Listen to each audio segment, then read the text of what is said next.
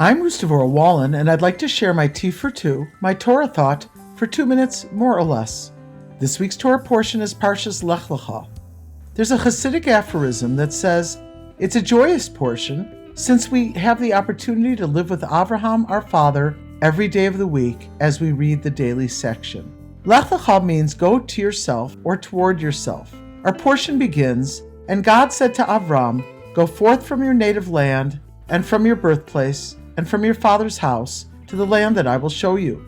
The Hasidic masters use this verse metaphorically to mean go from your heredity, from your inborn habits, from those things that constrain you, and go to a greater place, one that is unknown. To me, this verse sounds very similar to the basic tenets of neuroplasticity as well as epigenetics. Only in the last few decades has there been the acknowledgement that an adult's brain can change.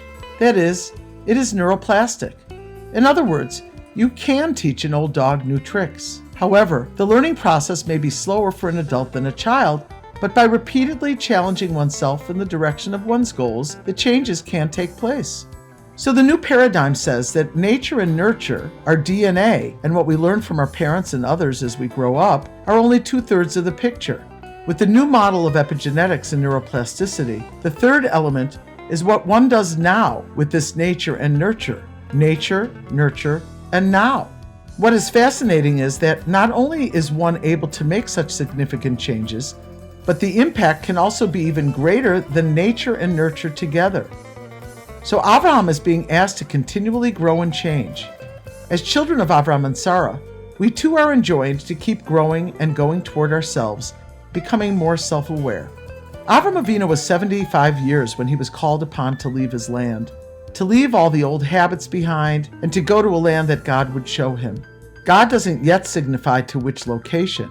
My understanding of this is that when a person applies himself or herself in a neuroplastic and epigenetic fashion, even if it's later in life, they can accomplish incredible things, forge pathways that have never been explored.